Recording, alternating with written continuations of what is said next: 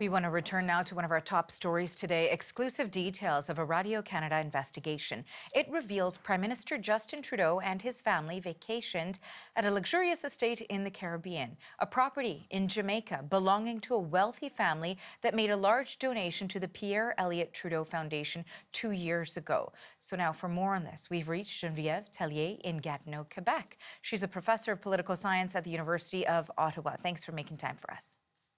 Thank you very much. First, I want to begin with your assessment of this trip taken by the Trudeau family and how it's being perceived. And it's important to note here that this was cleared by the Ethics Commissioner before the Trudeau's departure. Yes, and so there are the legal aspect and what is the perception of Canadian, and I think that the perception is the main issue. I see two issues with that trip. The first is the cost, and so we heard about the cost, about $160,000 for a 1 week vacation, and that's a lot. We know that the Prime Minister, when he travels, he needs security, and we understand that it is costing us taxpayer more, but nonetheless, this is a huge amount, and I think Canadians will look at that and say, well, with $160,000 net from tax per year, I could live very well myself for a year, and so I think many Canadians will struggle about that. The second issue is the link with the Fondation Trudeau, and so yes, the Green have make a generous donation.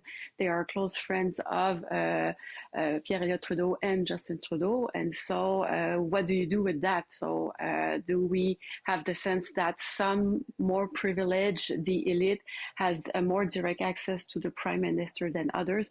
And that also will, I think, be a concern for most Canadians.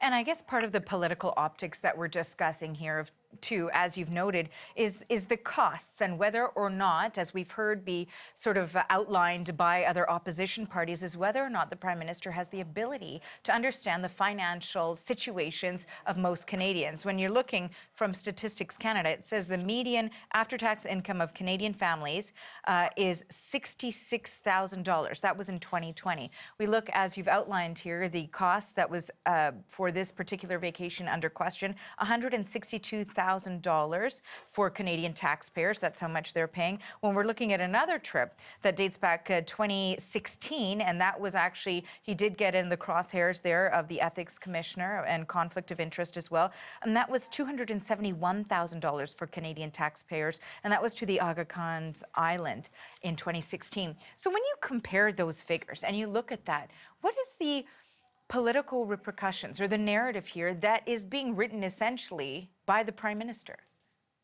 Well, I think that voters like to have elected officials that resemble them. So struggle with the same issue, understand their concern.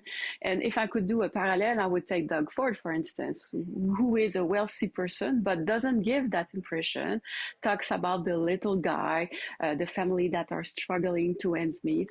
And so he really showed that he has concern about what most Ontarians are living, are going through. We don't have the same sense with Justin Trudeau, and that's the issue here. And so we have this sense of he has an entitlement.